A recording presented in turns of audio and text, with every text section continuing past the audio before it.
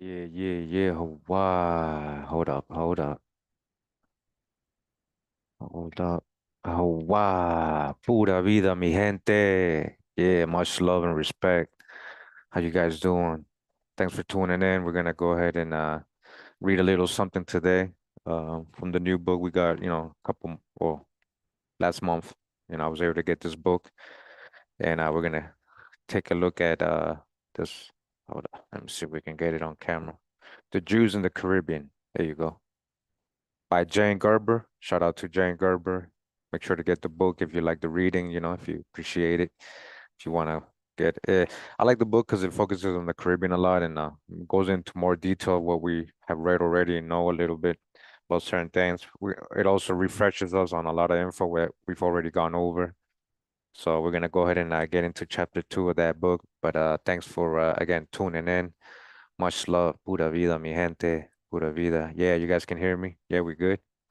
We're just in the matrix here. We're just in the matrix here, digging through these books, digging through history in the matrix. Wow, much love, much love. Pura vida. Yeah, we good? You guys can hear me okay? Yeah? Wow. Wow. All right.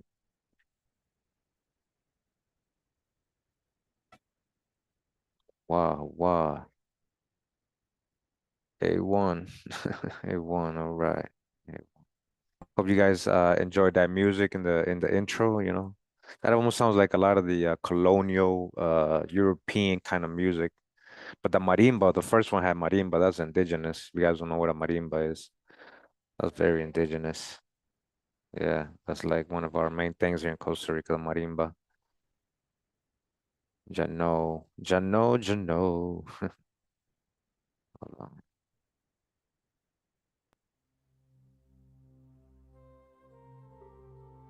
Wow. Let me know if the music is too loud or anything like that.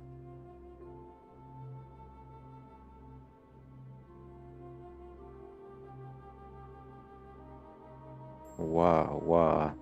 Welcome. Thanks for tuning in on your busy day, on your busy Monday. Again, we are in the book The Jews in the Caribbean by Jane S. Gerber. We're in chapter 2.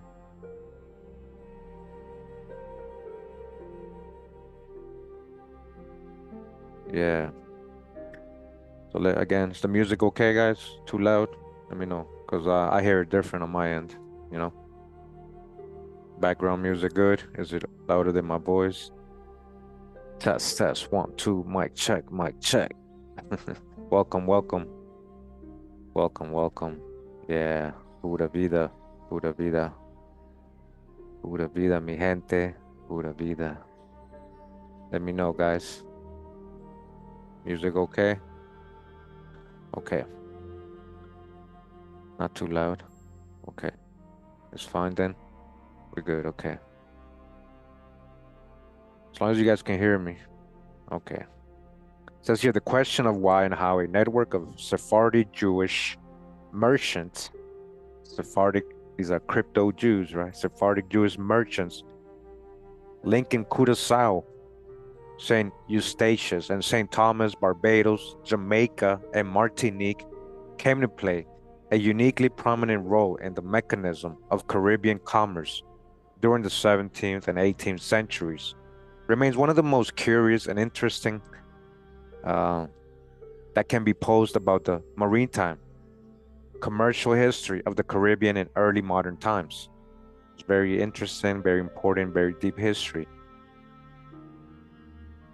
of the various communities making up this network. That of Curaçao century to the middle of the 19th, sorry, sorry about that. That of Curaçao was consistently the largest.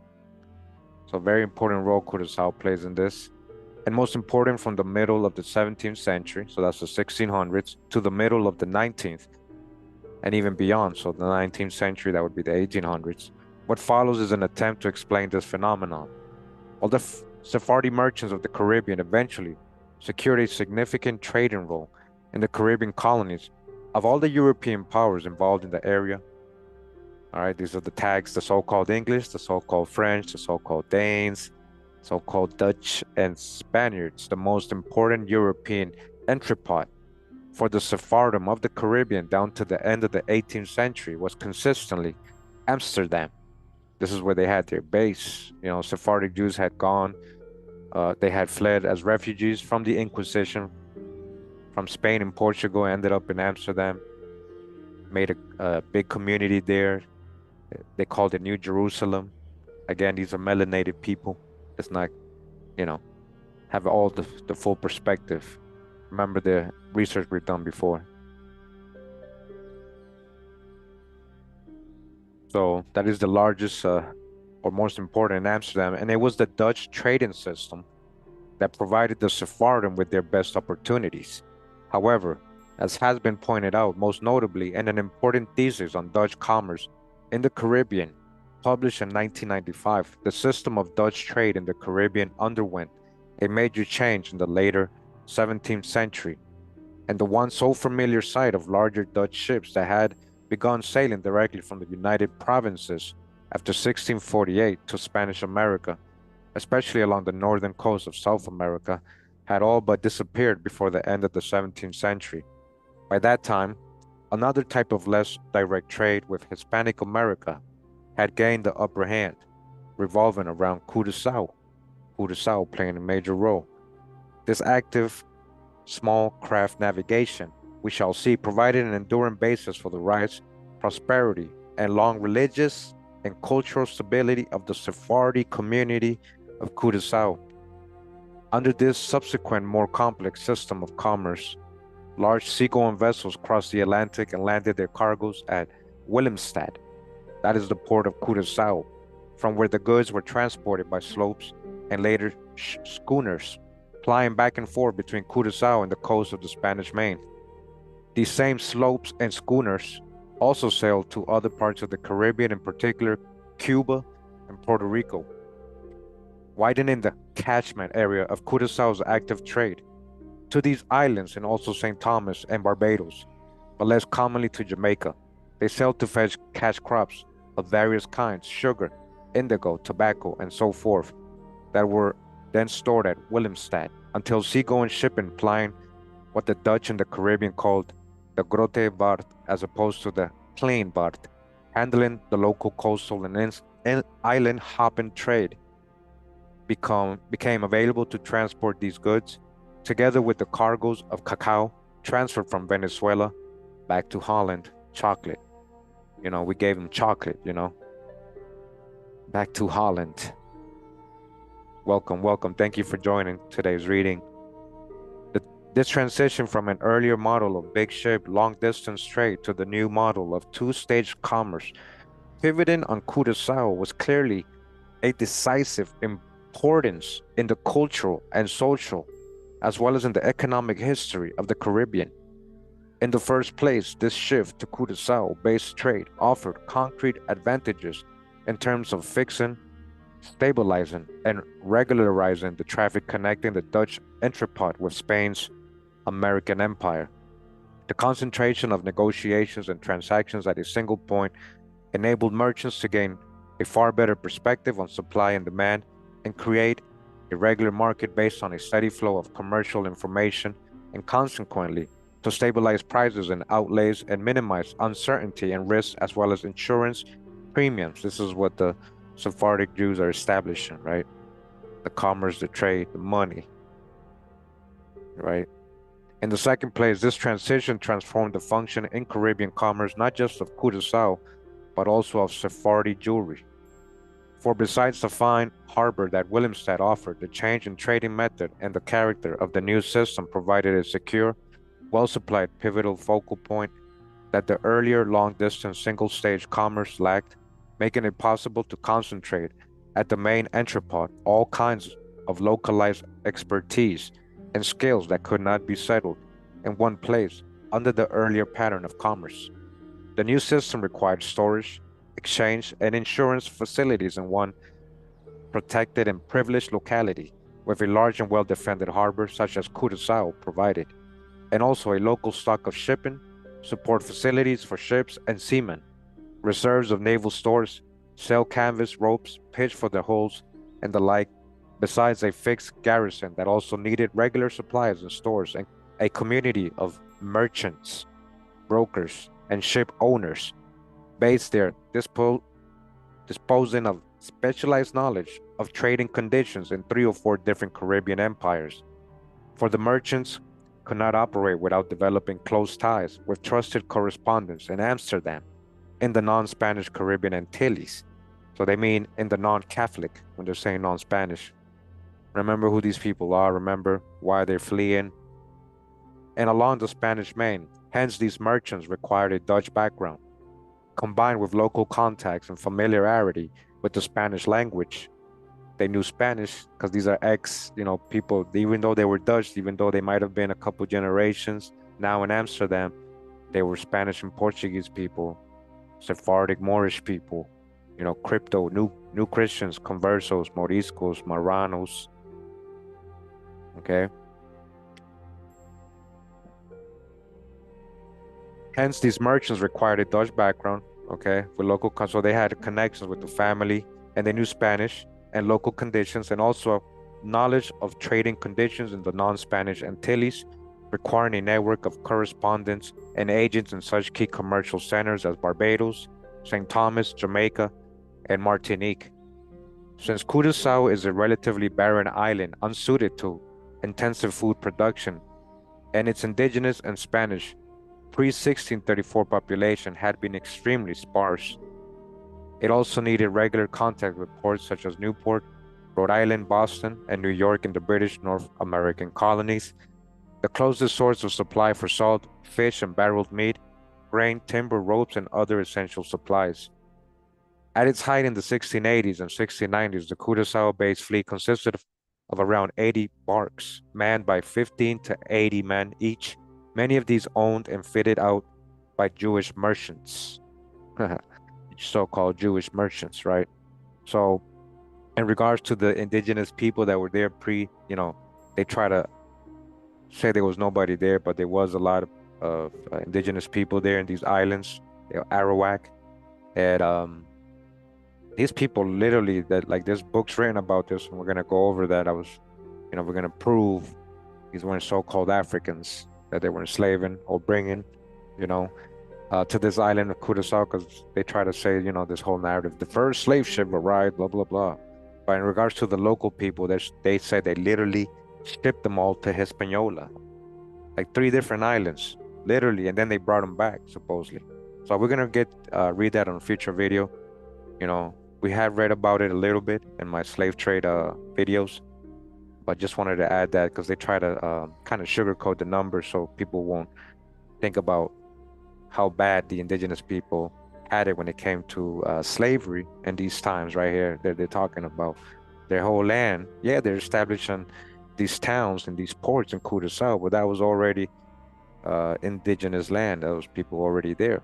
They had to remove, take out, enslave, put to work, indenture, encomienda. It was perhaps above all the requirement for knowledge of Spanish and expertise in collating cost, price, and general demand and supply information from around the region that provided the opportunity for a relatively large Jewish community to crystallize, stabilize demographically, and establish a firm and enduring framework of educational and charitable institutions. The complexity of the new trading context favored a relatively large number of small traders rather than a few big ones, and dispersal rather than concentration of risk. It also needed specialized brokers and experts in particular commodities, especially in the different qualities of tobacco, cacao, indigo, pearls, sugar, and so forth. Hence, while the privileges and rights granted to the Sephardi Jews in Curaçao and the Dutch Caribbean generally by the West India Company, right? The West India Company giving them privileges and stuff. That's what I'm saying. These are the same people who were the real founders of the West India Company, the so-called Dutch, a lot of them Sephardic Moorish people. And so they are helping their own people against the Catholics, not just Spanish or English. That's the thing they leave out of this, the whole context that we know already. We've done the research, okay?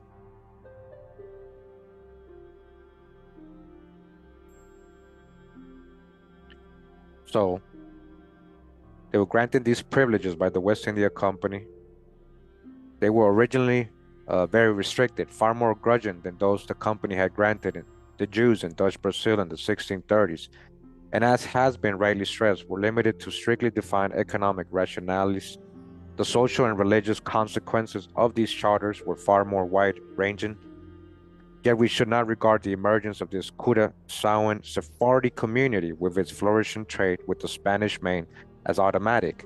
During the original phase of Dutch maritime expansion in the Caribbean, from the 1590s down to the resumption of the war with Spain in 1621, Curaçao played no significant role. Subsequently, too, there were many obstacles to its emergence. The various obstacles and hindrances ensured that the dramatic rise of this commerce could only take place in a certain way, using particular specialized methods and at a certain time. The barren island of Curaçao, Dutch to hijack, was originally seized by the Dutch from the Spaniards, or Catholics, in July 1634 by a small force sent from Dutch Brazil. Lacking any developed agriculture or other resources, it was easily taken from the few dozen Spaniards and an estimated 400 Indians living there. This is the ones they had brought back. This is what I was trying to tell. Okay, so that's what I read. Exactly 400 were brought back about. And so they had already taken these people over to Hispaniola, right? This is the so-called Africans they say they're bringing from Africa over to Hispaniola. We found so many references of Indians being sent to Hispaniola from different parts of America. No wonder the revolution or whatever of the indigenous people of Haiti are referred to as the army of the Inca, you know. So, lacking any developed agriculture or other resources, there was only a couple of Spaniards there and 400 Indians living there, they're saying, in a series of resolutions of the state of Holland of February and March 1635 secured the financial aid from the states that enabled the West India Company to establish a permanent garrison on the island and construct Fort Amsterdam at what became Willemstad, and a second lesser fort, as well as other defenses. Originally, the company hoped that Curaçao would prove a suitable place where we can procure salt, hardwood, and other items, and from where we can infest the enemy in the West Indies. The enemy, the Catholics. We should not underestimate the early Dutch involvement with Curaçao or the strategic shock that its capture administered to the Spanish colonial bureaucracy in the Caribbean area. All right, so let's just remember, when they're saying the Dutch, who are these Dutch they're talking about? This is the same people, the Sephardic Moorish people in general, who were already, I guess, citizens of Holland, living there a couple years or a couple generations now.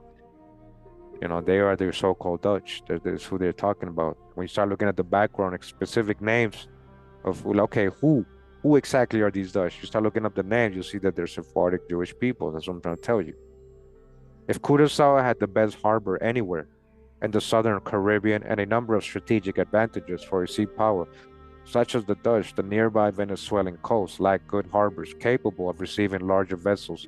According to a Spanish report of 1636, on hearing of the loss of Curaçao, the governor of Venezuela dispatched warnings all around the Caribbean. So when they say the Spanish lost Curaçao, these are the Catholic Spanish, because remember, a lot of these Dutch that they're fighting are Spanish. Don't get confused, right? They are Spanish and Portuguese ancestry. So they're new Christians or Protestants or crypto Jews, crypto Muslims fighting the Catholics. So they're representing countries now, the different factions. So they're calling them Spanish. They mean the Catholics are going after these people, still persecuting them, part of the Inquisition still. So they're like, oh, hey, we got a bigger problem. So because Venezuela is being ruled by Catholics, so they're like, hey, they dispatch warnings all around the Caribbean because they set up shop in Curaçao, the crypto Jews. Every reconnoitering party of Indians and Spaniards that was landed from Venezuela in May 1636 returned with 2 Dutch prisoners, and word that the Dutch had already constructed 2 substantial forts manned by 400 soldiers. However, while the war with Spain continued down to 1647, not in practice, 1648 as is usually stated, The island turned out to be economically virtually useless, and there is no evidence of any significant commercial role before the later 1650s. The emergence of permanent Dutch trading system in the Caribbean area, we know, took place between 1647 and 1690s, but there remains still a certain amount of vagueness as to why, how, and when this process occurred. In this chapter, I shall try to establish with a little more precision than in the past the character and timing of the transition to indirect trade between Amsterdam and the Spanish Main, and as a result, clarify somewhat according of social and cultural consequences. First, there is the question of timing. According to scholars such as Cornelis Goslinga and the thesis of Wilm Klooster, the transition to new mode of commerce took place between 1670 and 1690s, when a staple market was created in Curaçao. By the end of 1660s, affirms Klooster, a regular trade with the Venezuelan coast had been established and Spaniards were coming to Curaçao, while Curaçaoans likewise sailed to the nearby port of Coro. The West India Company recognized the island's importance and granted it the status of a free port. In support of this contention, Klooster cited three reports from the Spanish ambassador at The Hague, the first two dated 4 February and 26th of May, 1665, and the third dated 15 January, 1669. It noticeably makes no particular mention of the Anglo-Spanish War of 1655 and 60. I myself suggest a slightly different timing in my 1982 monograph, nevertheless, also missed the significance of the late 1650s for the rise of Curaçao as a general Caribbean entrepot, maintaining that Curaçao's failure to develop any regular contraband business with either the Spanish American mainland or the Caribbean islands continued from 1648 through the years to 1661. In the discussion that follows, I shall try to correct both myself and to an extent Klooster by bringing out the crucial significance for the transition in the late 1650s and early 1660s, and by showing how this small correction to our timing of the process affects the explanatory model that we use. What strikes me as chiefly problematic about the explanation offered by Klooster, who sees the main shift as starting in the 1670s, is that it entirely detached from any political and strategic pressures that might explain the timing and suggest that what occurred was a more or less straightforward exchange between Curaçao and the main centers of Spanish population and central Venezuela, in particular Caracas. It relies on a purely economic model, the superiority and advantages of the entrepot system, as against depending on long-distance trade and large vessels sailing from Holland, or as was often the case in the 1650s and 1660s via the Canaries, to account for the change. Consequently, irrespective of whether the shift began in the 1670s or earlier, this model or his model suggests no real reason why it occurred at one time rather than another. Finally, I shall argue that historians need to distinguish between the semi-official trade organized by the West India Company itself, dealing with appointees of the Spanish crown in such major Spanish centers as Caracas, La Guaira, Cumana, and Cartagena, and the furtive, smaller scale and more specialized, as well as difficult smuggling traffic directed to places easily accessible by boat from Curaçao, such as Coro, to Cacas at the northern tip of the peninsula of Paraguana, the closest point of the Spanish-American mainland to Curaçao, and the Lake Maracaibo, depots that were, however, unsuitable for larger vessels and exceedingly remote and inaccessible over land by mule, track, or by boat offshore, from either east or west, that is, from either Caracas or Cartagena de Indias. The 1670s, moreover, seems rather problematic as a decisive point at which the Curaçao-based trading system should commence, and the Curaçaoan Sephardi community emerged as the largest and most stable in the Caribbean, because the Third Anglo-Dutch War, 1672 to 74, developed into a highly disruptive and discouraging hindrance to Dutch seaborne commerce generally. For around 3 years, Dutch transatlantic navigation, like Dutch trade to the Mediterranean and East Indies, was all but paralyzed. It would hardly have been a good time to establish stores of goods and a shipping fleet at Curaçao, postulated in the 1670s, is also problematic because such a scheme makes it difficult to see what kind of transition there can have been from the religious and cultural framework developed by the Dutch Sephardi community at Recife and Olinda in Brazil under Dutch West India Company rule, ending in 1654 with the surrender of Dutch Brazil to the Portuguese.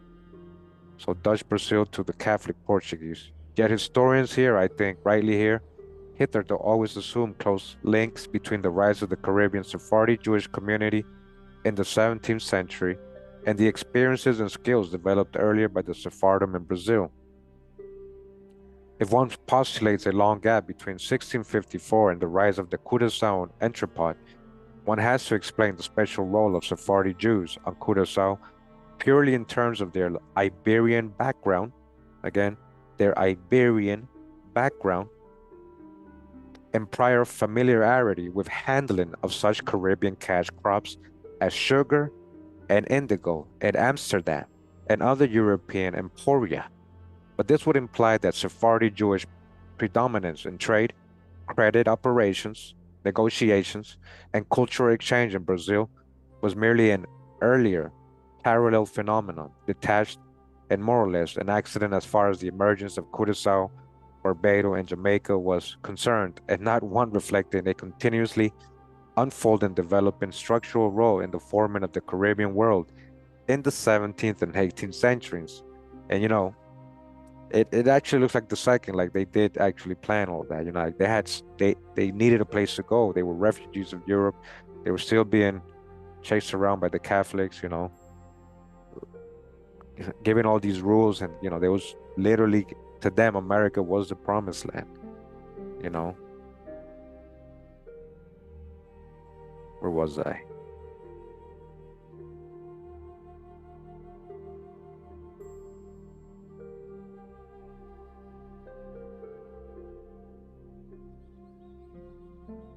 But the close and pivotal connection between this development and the shift from the earlier to the later Dutch trading system in the Caribbean is left noticeably vague and unclear if we, for Sephardi communities, to emerge vigorously in the Caribbean as long as Dutch navigation there remained and essentially long-distance traffic based on Holland or alternatively the Canaries.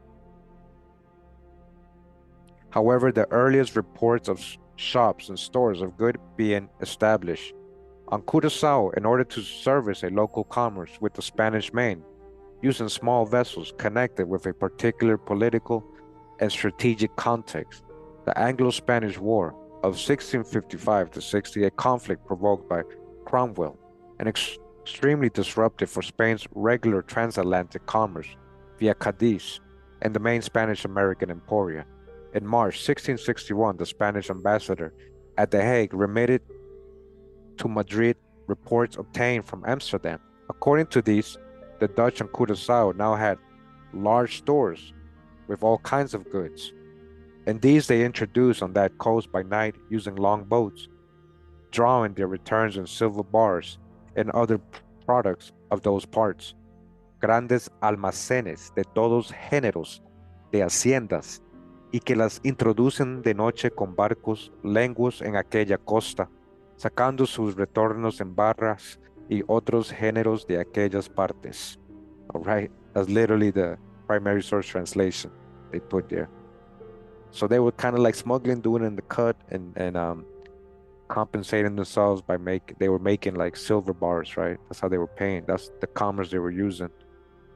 Similarly, an anonymous Jewish informant in Amsterdam reported to the Spanish embassy in The Hague in September 1663 that with the war which His Majesty had with England, as the galleons and fleets were not able to cross regularly, the Dutch managed to introduce many cargoes of goods in the Spanish Indies by making Curaçao a shop for the entire coast of Tierra Firme.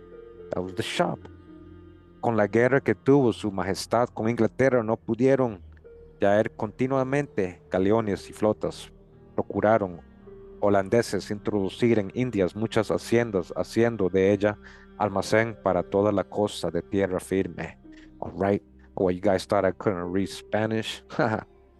In the archives, we find some interesting details concerning specific voyages that seem to confirm these more general reports. In April 1661, the Spanish envoy at The Hague reported to Madrid the return voyage from Curaçao to Amsterdam, a ship called the Prince, carrying 1,500 quintals of Campeche wood, an enormous consignment representing nearly half the Netherlands' annual consumption of this important product brought to the island. Curaçao itself providing very little logwood on a Spanish vessel that also carried a rich store of silver and pearls. Remember my pearls video, right? Who was they're using to die for the pearls, right? And the Indians having come to the island to purchase slaves and European goods. Purchase slaves, huh? What slaves, huh? Definitely not Africans.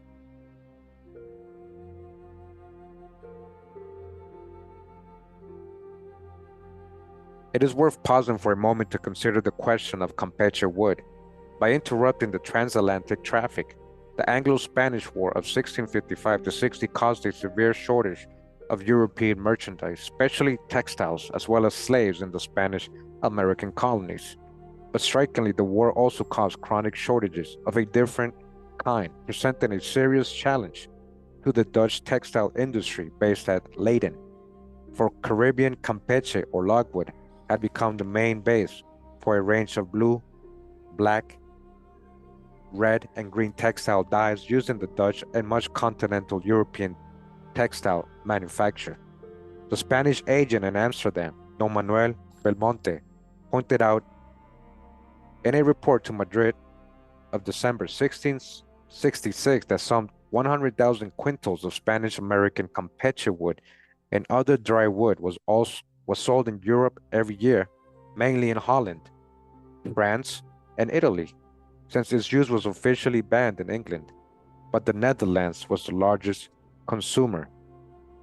In this important document, Belmonte proposes that the Spanish crown should reorganize the trade in palo de Campeche and increase its profits from it by monopolizing it and regulating its transportation from Seville to Amsterdam, imposing and collecting higher duties, all right?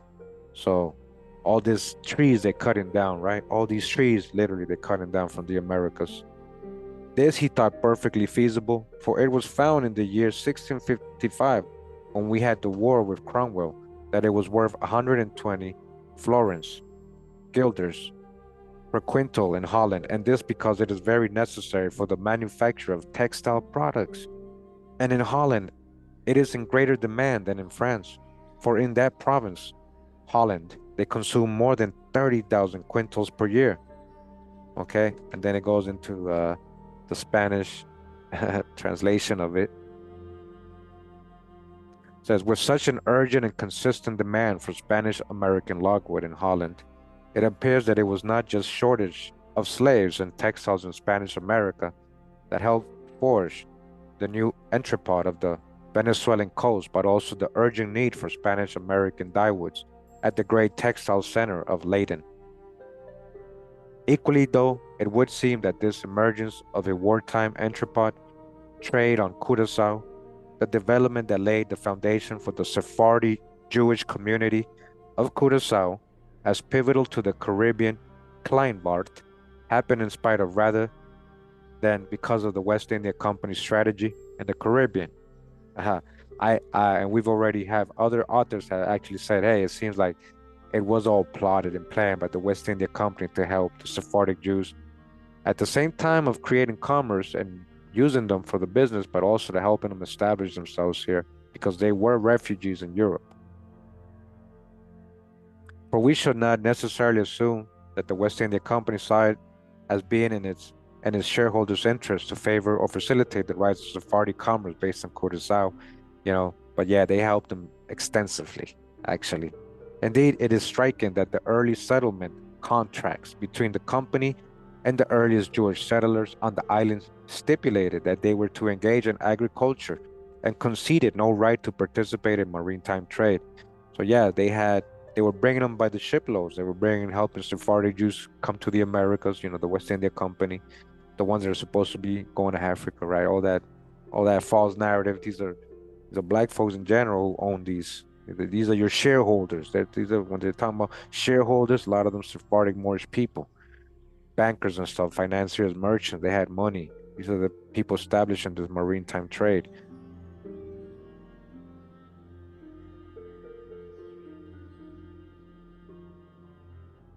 The first contract with João de Ilan, signed in 1651, provided for the settlement of 50 families. See, this is what I'm saying. For the purpose of cultivating the land and establishing plantations. 50 Sephardic Jewish families. There can be little doubt that the directors were not especially enthusiastic about this arrangement. Rather, they were distinctly suspicious of Elan's intentions, and this whole enterprise reflects rather the social crisis and exigencies facing the Dutch Sephardi community in the years around 1650 than any long-term plans for ambitions of the West India Company.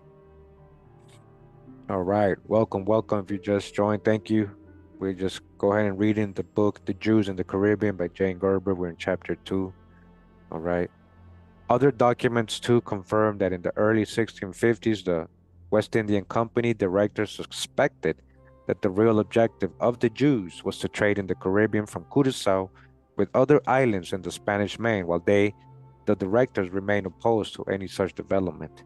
So, they, of course, they were going to do that. These are merchant people. These are people who are used to doing that, right?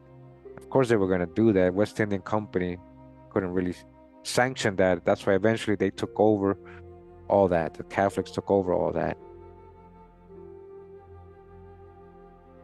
They sought to discourage the Sephardim from developing a niche in this traffic because their objective was to promote a thriving commerce in the West Indian Company's own hands, not encourage the emergence of a largely separate Sephardi sector, such as had emerged earlier in Brazil.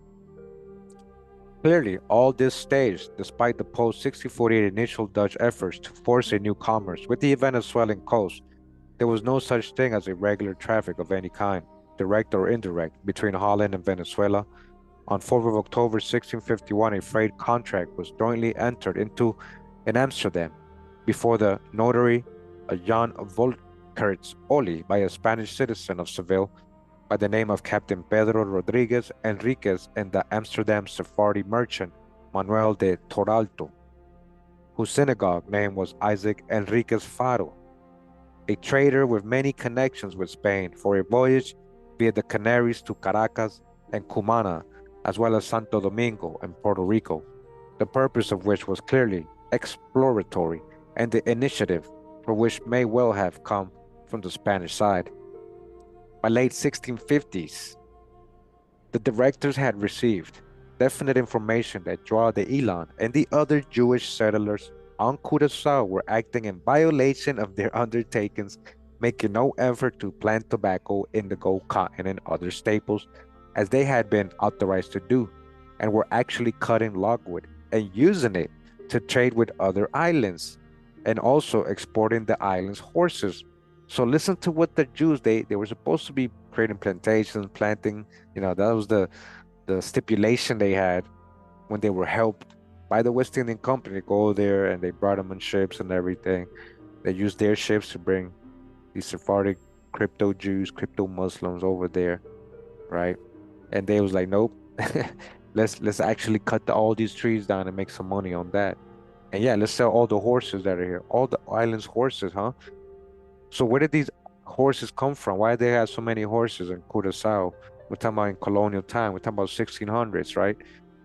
Horses. I thought the Spanish and all these people brought horses. So they just left a bunch of horses there before these people arrived. These people that are saying, let's export these Jews, export these horses. Horses originated in the Americas, all right? There was horses here when the Europeans arrived. It says João de Ilan, it should be noted, had lived in Brazil in the year 1639-40 when he engaged in provisioning the garrison and the white population of Recife. During the 1640s, he traded as a Jewish merchant in Amsterdam. Before 1639, he probably lived in Lisbon, that's in Portugal. He remained the leader of the Curaçao Sephardi community only from 1651 to 1655, when he returned to Amsterdam, leaving his business on Curaçao in the hands of his brother-in-law and former business partner in Brazil, Joseph Frances. In June 1653, there were again complaints that the Jews on Curaçao were not in fact cultivating the land, but cutting dyewood and exporting horses from Aruba and Bonaire. Exporting horses, huh? The two subsidiary islands of Curaçao to other parts of the Caribbean, bringing together the evidence provided by the West India Company directors about the Jewish settlement on Curaçao in 1652 to 53, with the Spanish evidence of the years 1661 and 63, we can, with some confidence, draw several significant conclusions about Curaçao's rise to the status of general Caribbean maritime entrepot. First, the Sephardi settlers had already set out to evade company restrictions and establish their community as a Caribbean trading depot in the early 1650s and succeeded in doing so in a minor way. Secondly, it was clearly the Anglo-Spanish War of 1655 to 60, or rather its final phase, that acted as a trigger leading to the establishment of major stores of goods in Curaçao and the rise of the Curaçao fleet of sloops that serviced the regular commerce with the Spanish Main from the late 1650s onwards. Thirdly, the Jews were pivotal to this process from the outset. Fourthly, the often mentioned agreement of late 1662 between the Genoese slave Asentistas in Madrid and the West India Company, which converted Curaçao into a slaving depot for the Spanish Indies, slaving depot where they're enslaving in general Indians, local all over the Americas. That was a slaving depot, and we read about that in my slave trade video. But also they're bringing their own slaves that they're getting rid of Europe over here, you know, mixing all these people up too.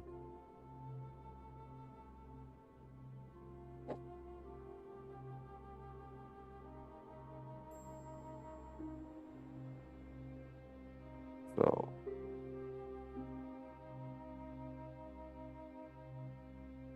a slaving depot for the Spanish Indies was seemingly a less crucial milestone in the development of Curaçao's Caribbean commerce than Simon van Brakel and other Dutch historians once claimed.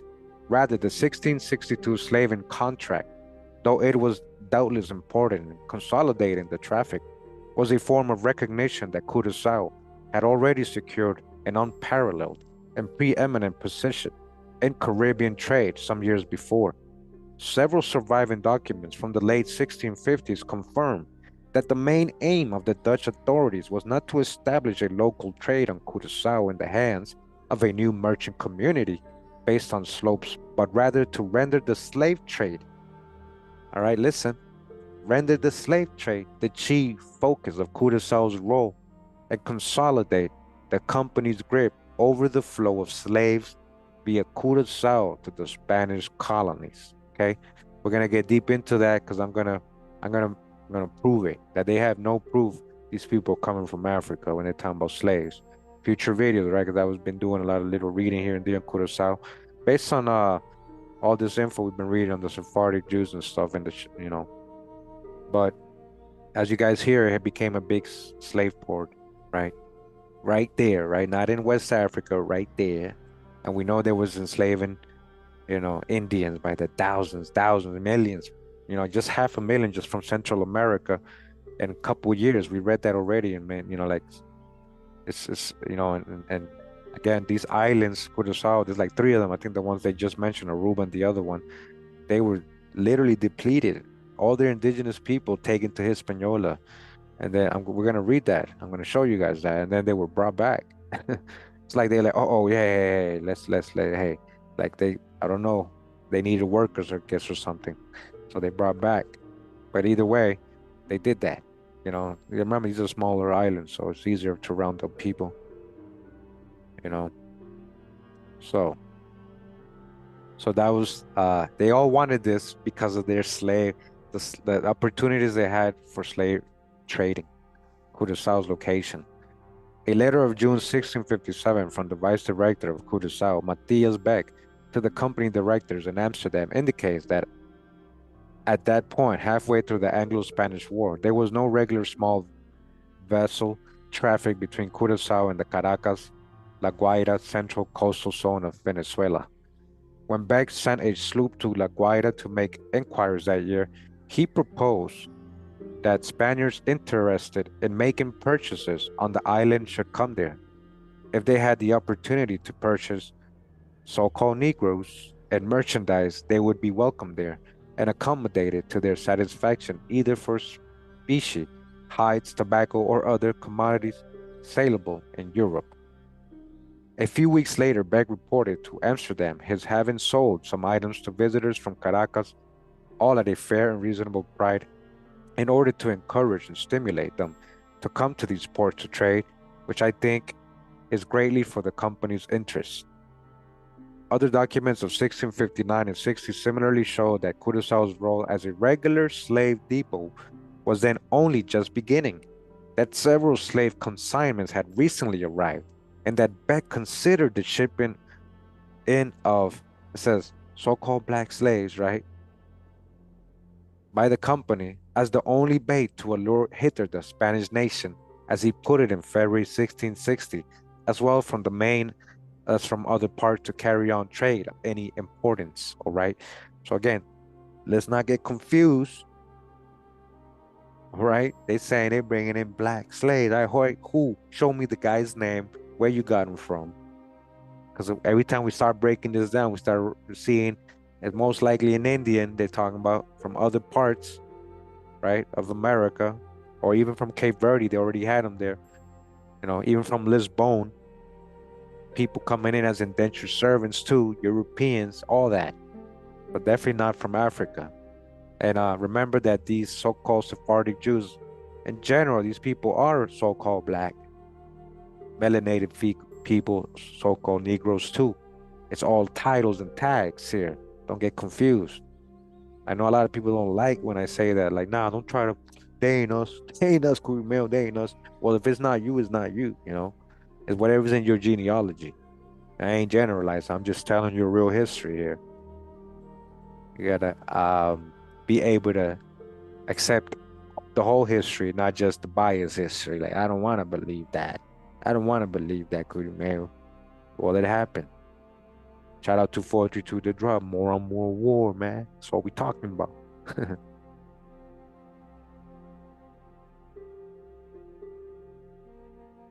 Curaçao thus made the leap to being a substantial and regular slaving entrepot. In the years 1658 to 9, specifically, most of the slaves being sold to Spaniards from Venezuela, but a few going elsewhere, including New Netherlands, right? New Netherlands up there in New England between, New York and all that, between the 1670s and 1715. Surviving statistics show that larger numbers of slaves were brought to Curaçao each year than to Suriname or any other New World destination. The traffic reached its peak between 1678 and 1690. Thus, in 1659, 5 slaves were delivered to New Amsterdam, example, New York, from Curaçao, not from Africa. Slaves ending up in North America. They ain't coming directly from Africa. So who really they bringing up? This is what I'm trying to explain to you guys. They made us think a whole fabricated story, believe a whole, when it was more logical. If they're setting up the shop right there in Curaçao, why would they be setting up the shop right? That's because the general slave population is all around that area. South America, Central America, all the islands, Trinidad, all these, the Orinoco, Amazon, Brazil, Peru, bring them up, Colombia, Ecuador, Panama. Yeah. Starts to hijack with their false narratives, right? So they're bringing up slaves from Curaçao to New York, right? So from Curaçao with a larger group of 39 being delivered from there in 1660. The latter arrived in 2 fluid ships, one having sailed from Holland via Guinea, oh sure, no source for that one, which also brought horses. Another 40 slaves arrived in New Amsterdam from Curaçao. in 1661. From the outset, only a very small proportion of the slaves shipped by the Dutch from Elmina and elsewhere to Curaçao remained on the island, the bulk being promptly re-exported, principally to the Venezuelan coast, but from the outset also to other Caribbean and New World colonies. Slaves were undoubtedly pivotal to Curaçao's emerging role as a specifically Dutch entrepot, but were they also the major engine and key economic factor driving the so-called claimbaart outside the company's hands? This seems a pertinent question despite the undoubted fact that a high proportion, perhaps approaching half of the slaves shipped across the Atlantic by the Dutch in the second half of the 17th century were brought first to Curaçao. So they're trying to say brought from West Africa, right? Okay, no, taken from all over the place in the Americas. And if you were bringing them from over there, Atlantic, Cape Verde, or Lisbon, remember there was so many Indians already over there, and also people they wanted to get rid of. Okay, but they have their hub there, so we're to assume, oh, because they want us to think these are all black, so-called black Africans, that it had to have been, they had to have come across. But we're talking about that there were so-called black Indians that looked like what you would call it West African in the Amazons, in South America, and all these islands too, right? Already, that's who they're really talking about. And also, all the other undesirables from Europe and a couple of the so-called Chinos, Southeast Asians, what they call in Chinos, we already know what they look like too in the 1500s, 1600s. That got, if they made it all the way across from the Pacific, because they had to cross all the country, right? Whatever port in the Pacific they were arriving in, they would have to have made it to the Caribbean or Atlantic somehow, if so. But those are the type of slaves that we're really talking about.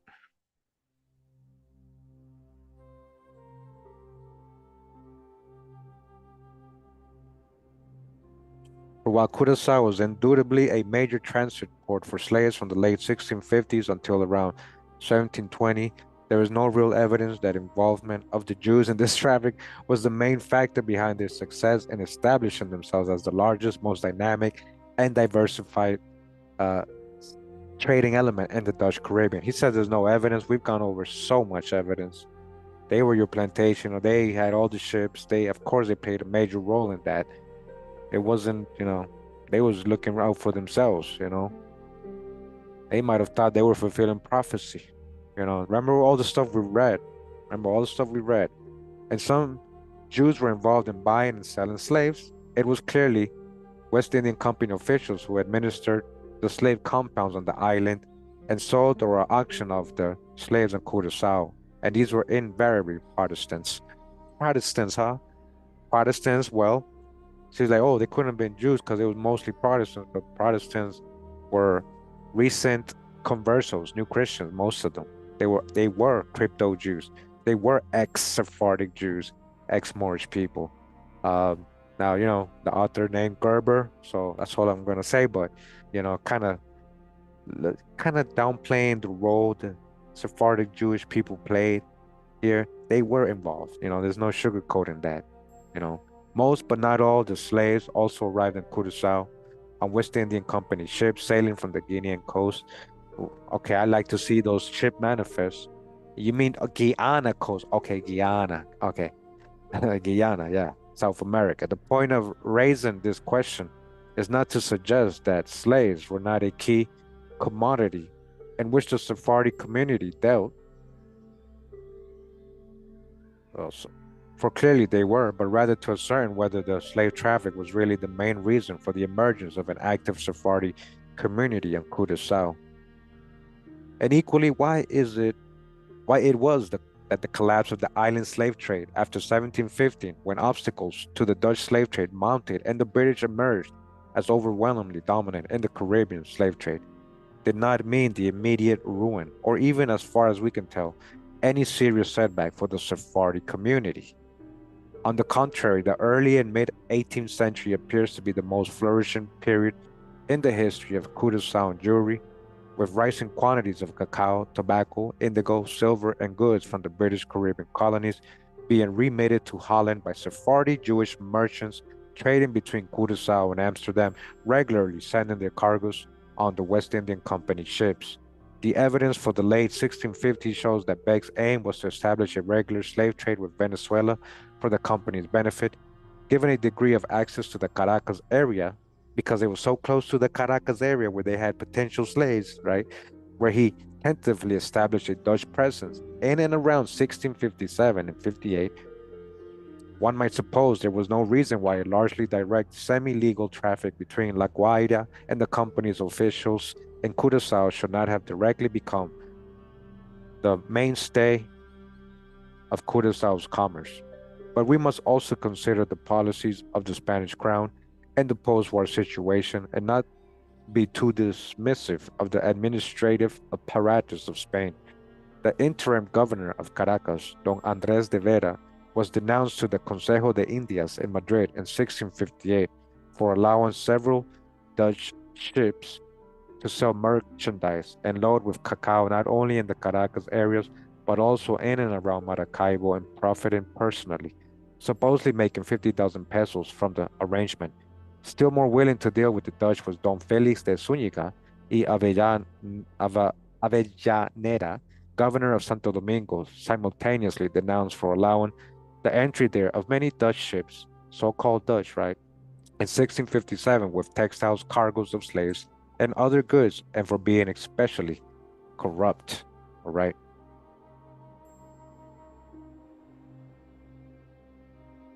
Okay. Hey, yeah, Rossi L, you're so way off topic and that has nothing to do with what we're talking about, man.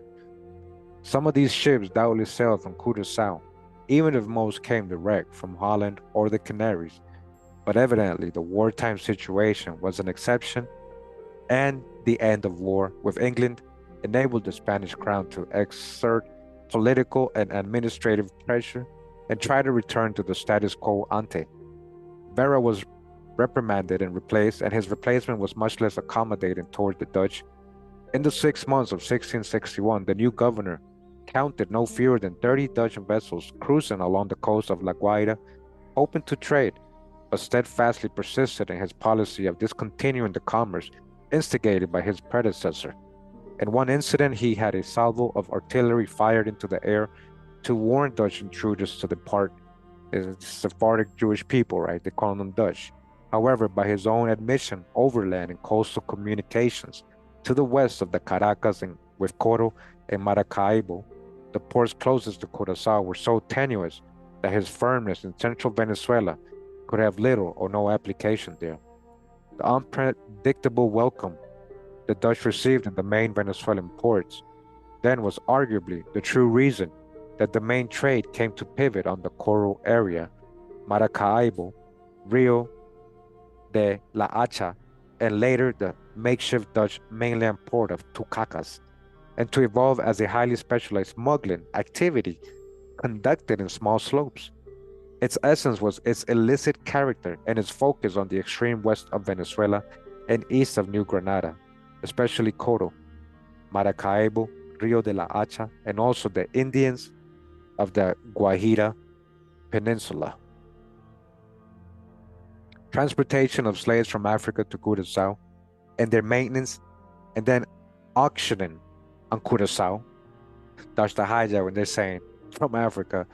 Again, we've debunked that big time. You know, these are modern books, guys, all right?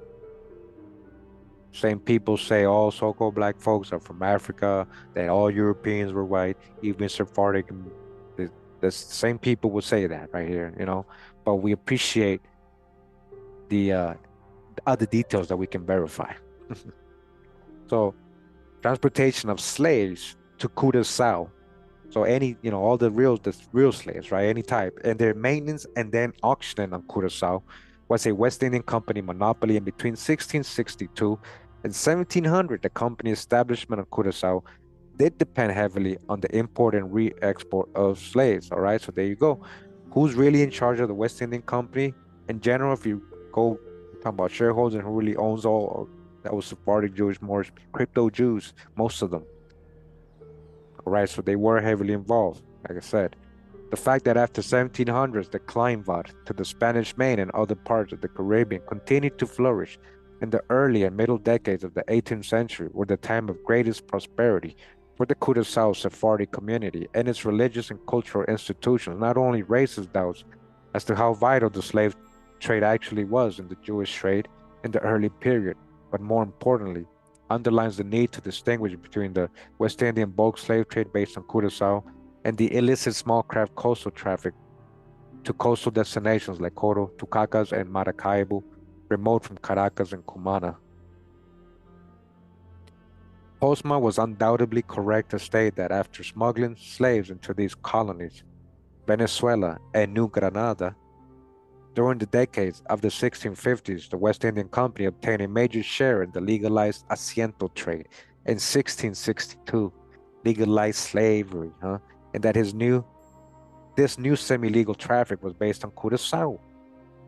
But the original intention of the scheme and the system implemented in practice was for the agents of the Madrid-based Genoese contractors Domingo Grillo and Ambrosio Lomelino, whose agents in Amsterdam signed the accord with the West Indian Company to come on vessels from Cartagena, right? Cartagena, Colombia, right? And Caracas to Curaçao to inspect the purchase slaves there and purchase slaves there, several hundred at a time. Several hundred at a time. Purchase what? Slaves where? Where are they going? To Curaçao, right? Oh, in America. This has happened, not in West Africa. Show me the records for that, because they got records for this. This is what I'm trying to tell you. And this is going to be fun when I do that video. And I'm going to show you. I've already shown you a lot of times. I get a lot of new people, a lot of people that get hurt. They still believe in the whole West African narrative of that millions of slaves being brought from over there. You know, when we've shown who they're being used for labor, free labor, right, in the Americas already. So, I gotta kind of remind them again, like, look, this is the sources they're going off. Where does it say Africa? Where's the primary source? Where's the shit manifest? Where's all that? You found out in a lot of these modern books, they source other modern books. A book written in 2003, a book written in 2005. What that person's conjecturing. Oh, he said Africans because he believes all so-called black folks, or when a word comes up that says black or Negro slaves, that it meant African, and that's not true. Okay. Remember what they were calling the Indians of the mainland of South America. Come on now. Okay, where were we? So several hundreds at a time, okay, being picked up. There was no essential logic in this asiento system or in the terms of the contract servicing the ensuing expanded slave trade, for why this development so vital to Dutch interests and the West Indian Company so vital Indian slavery, right, should in itself have boosted Curaçao's illicit coastal and entrepot trade with Coro, Tucacas, and Maracaibo, the mainstay of Sephardi commerce, places where they had set up shop. What a coincidence. The big slaving contracts of the 1660s clearly state that the contractors' agents were to pay for and receive the slaves in Curaçao and were responsible for shipping them in their own or hired vessels from Curaçao to their future destinations. They were brown people too, exactly, Barbara. That's what I'm trying to say. The Indians were brown, they were already there, but yeah, those two, the Europeans too. With regard to slaves procured from the Guinean and Gold Coast, that's the hijack, the real Gold Coast, South America, Guianan. Oh yeah, oh that's what you mean. Okay, yeah, we knew. Yep. With regard to those slaves, right, that were procured, where the West Indian Company exercised a general hegemony in the later 17th, early 18th century, there was neither any reason for third parties to be involved nor any desire for this on the company's part. The only segment of the transatlantic slave trade where the company had a clear reason to involve third parties, and Sephardi Jews specifically, was that part of the trade focusing on Portuguese Angola. All right, Portuguese Angola, huh? So what if I told you and we've proven it, and we're going to do probably future videos more detailed on it. Angola was colonized by Brazilians, You guys didn't know that. It was colonized from people from the Americas coming from Brazil. Literally, people who already calling themselves Brazilians, whether they were, half Indian, half Portuguese, full Indians. These are wealthy Brazilians colonized Angola, brought many American Indians over there to work and to the wars they had over there, the Tupi Indians and things like that. We've read this. We're gonna do a lot of videos on this. We're not done with Africa. I'm gonna show you this history, guys. But we have to go over so much just to have a context, just to have a background, what I'm talking about. When when it's saying Brazilians are going and colonizing Angola, a lot of those were Sephardic Jews, Moorish people. They were going different places. They kept it moving. Every time the Catholics would come to town, they would have to keep moving, take over their operations and everything. So also American Indians. So Portuguese Angola, huh? Where all these Cape Verdeans actually are Angola, and wherever the Portuguese Sephardi Jews went, a lot of Cape Verdeans there too. So no doubt, for reasons of price, the company wished to procure some of its slaves there, and in this case had to license the traffic to third parties with contacts with the Portuguese crown. This seems to have been the specific reason why a number of major deliveries of slaves to Curaçao in the 1660s and later took place under the auspices of Portugal's Jewish agent in Amsterdam, huh? It has to be that why. Oh, it has to be that. Geronimo Núñez de Costa, alias Moses Curiel, one of the wealthiest and most renowned Amsterdam Jewish merchants. We got a lot on him already. To give a notable example, it was reported to Madrid from Amsterdam in September 1663 that the Concordia, a Dutch ship chartered in Amsterdam by a group of Jews, including Francisco Diaz Jorge, Jeronimo's brother-in-law, and with the Jew David Abeniakar aboard as a commissary, sailed to, it says Angola here, where slaves were purchased and afterwards brought to Curaçao, where they were sold to Grillo's agents. Dodged the hijack. Again, in December 1660, there's no sources for that, by the way. There's no footnotes on that part. Again, in December 1664, another vessel, the Golden Tiger, sailed from. So I like to anybody who thinks I'm making that up. So they say the Concordia, a Dutch ship. Where we're gonna look all this up. I'm gonna show you guys. So they're saying the Concordia, a Dutch ship chartered by Amsterdam, went to Angola and picked up slaves, right? That's what they're saying, right? Okay, I want to see that. I want to see that. Anybody got the primary source ship manifest of that voyage? Let me know. Also, they're saying,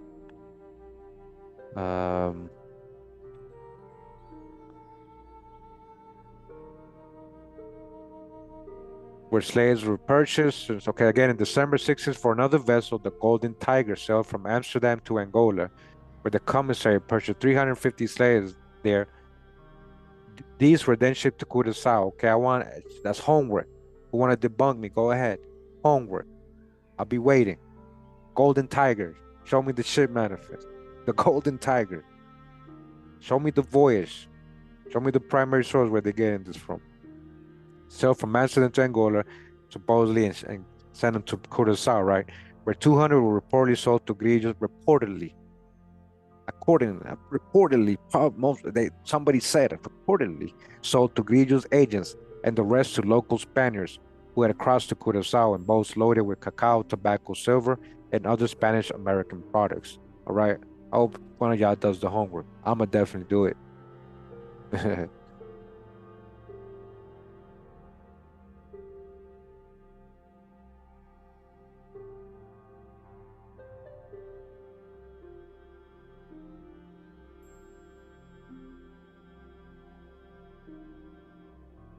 All right, all right. Here we go. Okay, after anchoring at Curaçao, for many months, the vessel returned to Amsterdam in March 1666, carrying, according to Andres de Belmonte in Amsterdam, no less than 45,000 pesos in silver as well as 120 canisters of Barinas tobacco. But there was no indication that this traffic between Angola and Curaçao had any particular connection with the small boat traffic with the Venezuelan coast.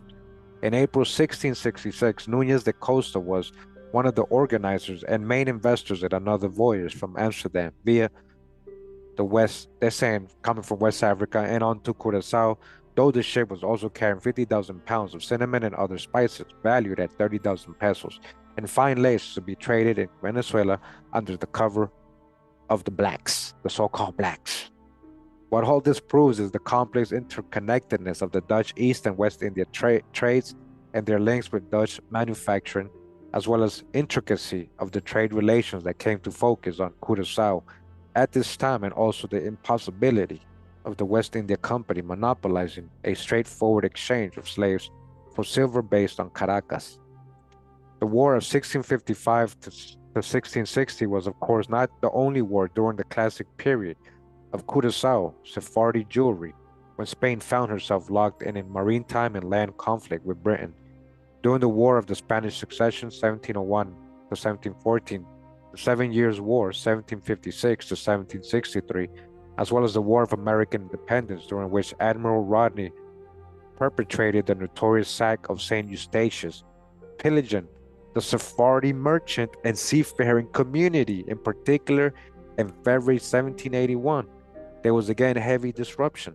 On all these occasions, the regular Spanish transatlantic navigation was severely interrupted, causing the illicit smuggling traffic between Curaçao and the Spanish Main to assume an expanded role, as also did the overland mule traffic from Maracaibo between the main spines of the Andes to Quito. A French report sent to Paris in 1707 asserts that around 150 Dutch craft a year were then unloading European goods in the Maracaibo Rio de la Hacha area, sufficient to load 2,000 mules with cloth, linens, candles, and East India spices, etc. in on las provinces de Popoyan, de Santa Fe, de Quito.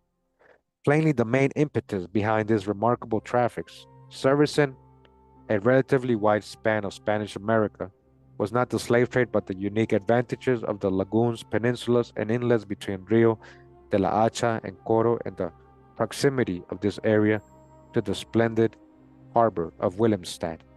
It is this, arguably, that really explains the unique concentration of Sephardi enterprise and commercial activity on Curaçao throughout the nearly 2 centuries down to the mid-19th century.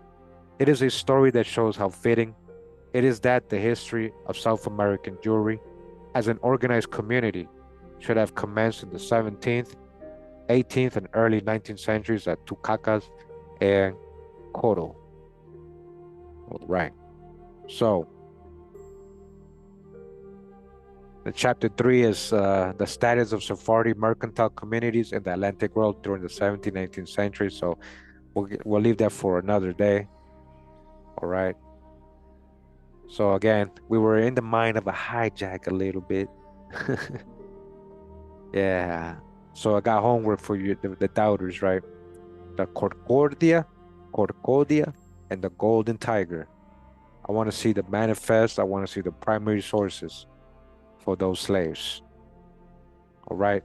I'm going to do it myself, but I want you to learn how to research and show me a primary source. Okay. I've been looking for so many years. Dodge the hijack big time. Dodge the hijack big time. Yeah. So, what are we talking about? I appreciate everybody that tuned in. You know, I don't want to make them too long because, people might find these boring. But that was a whole chapter we read. Again, if you like the book, make sure to get it. The Jews in the Caribbean. We read the introduction, chapter 1, on a previous episode. All right. So you guys see, like Curaçao played a major role. A lot of the South American ports on the north played a major role when it comes to Sephardic Jews. Talking about people of color, so-called black folks, Sephardic Jews, Moorish people. Yes, fleeing the Inquisition. Sephardic Jews and Moorish people fleeing the Inquisition. Okay.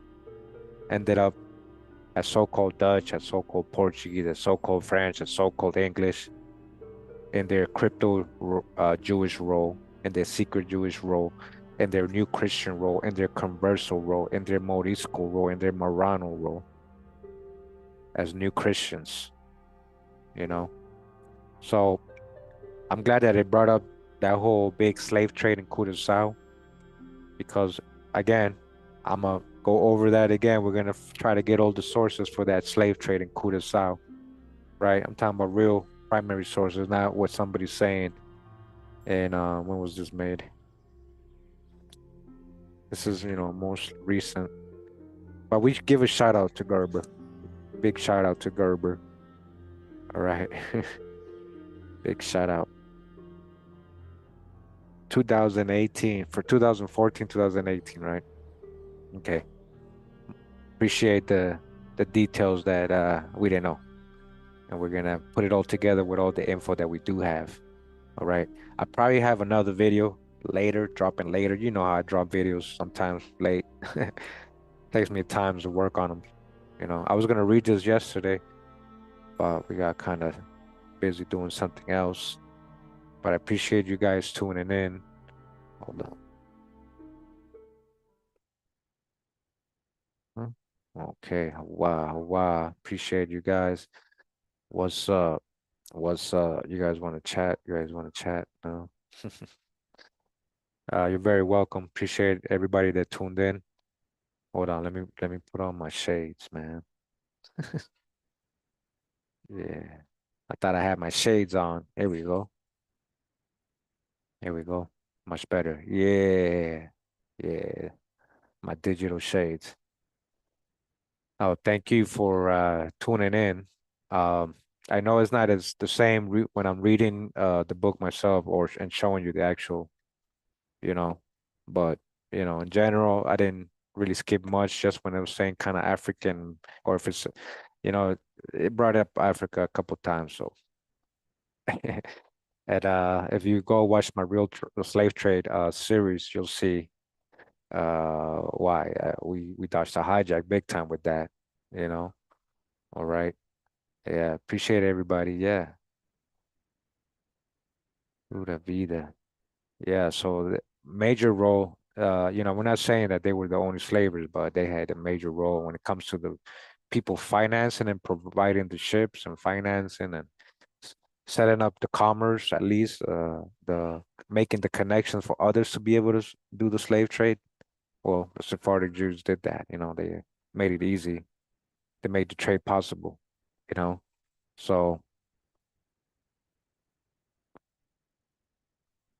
yeah, appreciate you guys. Appreciate you guys. We're just in the matrix, digging through history, we're just in the matrix, digging through history. Hey, what's up? So yeah, I got that book. Then we also got the other book we've been reading. I forget the name. The Sephardic Jewish Diaspora and the Atlantic Trade System. That one's pretty good. But that gets more. I like that reading better, a little bit better. But yeah, because that don't add so much. I mean, it's easier to dodge the hijack on that one because it does even call them. It doesn't sugarcoat too much. Their role. They played a major role. Yeah. Oh wow. Well, I hope you guys doing good. For us here is summer's just starting to kick off. It seems. We're getting really sunny days now, so we're looking forward to that. I was kind of missing the sun and the opportunities to work on my yard because when it's rainy season, it just makes it a little harder. It'd be pouring here. So definitely looking into fixing up the yard, and do some readings out there. Hey, Laverne, appreciate you. Thank you. Thank you for that. Appreciate you. Shout out to anybody who's donated before. Thank you. All my ch new channel members. Appreciate you guys. Yeah, if you guys want to catch up on the content, I got a lot of playlists. I think all my videos are in the playlist, if not, most of them. But you say, where do I go? Well, try to go part one and work your way up, from older to more recent, I recommend, just so you can go through the journey of learning. It's hard shit. Where you at, Carrie? I forgot what state you are. Um, but yeah, um, and why do I do these videos? A lot of people like, what are you talking about? again, I mean, general consensus at the time is people were very melanated, especially the Portuguese who we're dealing with in Amsterdam, Portuguese Jews. They became so-called Dutch, or anybody that has like an ancestor that was supposedly Portuguese. He was a merchant by the way too, or he's a trader and all that. So, Smith, so he's most likely Sephardic Jewish, you know, or even Dutch, the so-called Black Dutch. Missouri. It's cold in Missouri, Carrie says. Yeah, they had it on lock for sure. They had it on lock. That's the whole thing. So it was kind of planned. The West Indian Company, again, a lot of the author was kind of saying that no, it wasn't them, it was the West Indian Company kind of forcing them to do the trade and and all that. And they're the same people. Who's the real owners of the West Indian and East Indian companies, guys? We went over that. Like who were the real shareholders? Who's really financing all this stuff? But we always thought it was like, you know, the Chazars. We always thought it was a Chaser type of J, right? Or Ashkenazi, right? But it wasn't. It was mostly in general, in the beginning, Sephardic, Sephardi. So Alexi says, recommend the Corn videos. I mean, that's a good series, man. Follow Corn, shows you the Americas, the true old world. Another 4 months in the UK. Oh man, of what? Cold weather? Damn, man. My summer's just starting here, man. So I'm like feeling it. I'm like, yeah, that's good. We got damn another 4 months. But yeah, so let me go ahead and you're not going to listen to today. All right. Yeah, I guess if you like the topic, I appreciate you, G.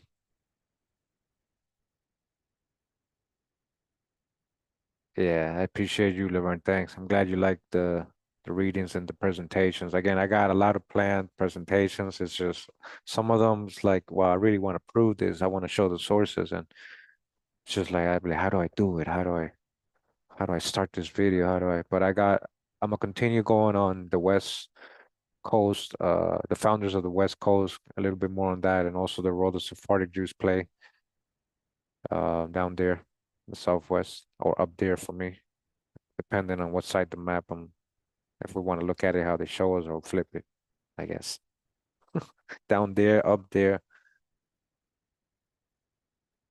go over the flat drop as well, kind of refresh that as well a little bit. Yeah,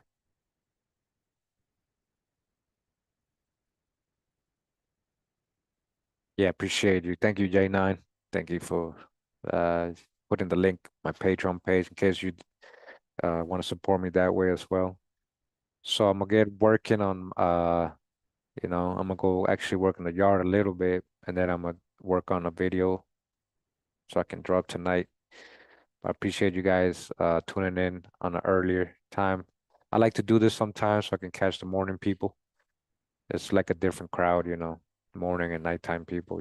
Some people might be at work right now or just might be free right now and unlike others. So I'd like to say hi to the people there. Appreciate you guys as well. All the morning people. I be dropping late sometimes. I be dropping late. All right. But thanks for tuning in. Hold on, let me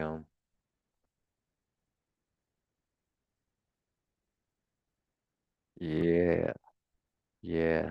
Just want to say hi. Saludos, saludos to everybody. We'll get back into this book another time. We're getting back to the other ones that we can actually read along. Those are a little more emphasize on the crypto Jews, like they literally call them crypto. You see in this book, it doesn't even call them crypto or anything. They're just saying that the ones that are Christian are not them. But we know a lot of those Dutch they were talking about, a lot of those people in the West India, a lot of those English, a lot of those Spanish were crypto Jews, new Christians, converts, you know. But yeah, we're gonna go out searching for time by Telecasted, searching for time. A little more guitar vibes, okay? Searching for time is called. Searching for time. Appreciate you guys tuning in. Give you your day back. Want to bore you or anything? I'm over here babbling. All right, give you a day back. Appreciate you guys tuning in, supporting, reading all the way to the end, the whole chapter with me today. Thank you for that. Much love and respect. Pura vida, mi gente. Hawa, hawa.